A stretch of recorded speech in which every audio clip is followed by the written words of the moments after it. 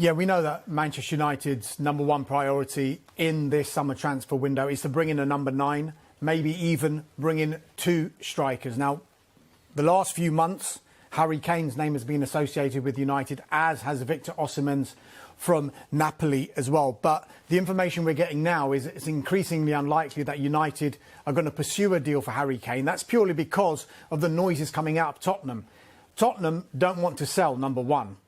And least of all, they don't want to sell to a Premier League rival, even though Harry Kane's only got 1 year left on his contract. So that's the situation with regard to Harry Kane just now. Tottenham don't want to sell. They don't want to sell to a Premier League rival. They don't want to sell to Manchester United, of course. And when we're talking about a player who's close to being 30 years old, that's another factor United have to take into account as well. Because if Tottenham are going to be in a situation where they think we need to get money for Harry Kane, if he's not going to sign a new contract, as you mentioned, there's into the final year of it now, they're still going to demand around £100 million for Harry Kane. That's another factor Manchester United might have to take into account. But as it stands, it looks like at this stage that United are unlikely to pursue and maybe go for other targets. Now, there are other targets that have been talked about already. We understand they've made initial contacts with Atalanta over their striker, Rasmus Hojlund, and they're also keeping an eye on the Eintracht Frankfurt striker, Randal Kolo Muani, among other players as well. What about Osimhen? This is another situation. Napoli will never say a player is not for sale. Their president, Aurelio De Laurentiis, is a shrewd businessman. He will never say he's not for sale, but he will always make sure he gets the right money for any of his players.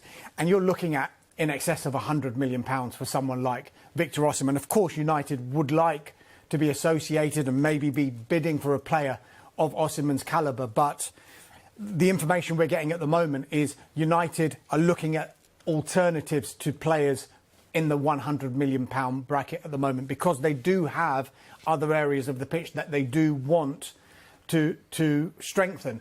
And there's a situation now where Erik ten Hag probably doesn't know how much money he's going to have to spend, simply because some of the money is going to have to be funded by potential departures. How much money can Manchester United make from the players that they've got within their squad at the moment? In recent years, they haven't been able to get big money for some of the players that they've got. And also, the big question mark hanging over the club is the takeover. When and if is that takeover going to happen? And as a result of that, how much money will then be available for Ten Hag to bring in these players? Harry Kane to Manchester United is going to be a hard transfer, because Daniel Levy is a hard negotiator.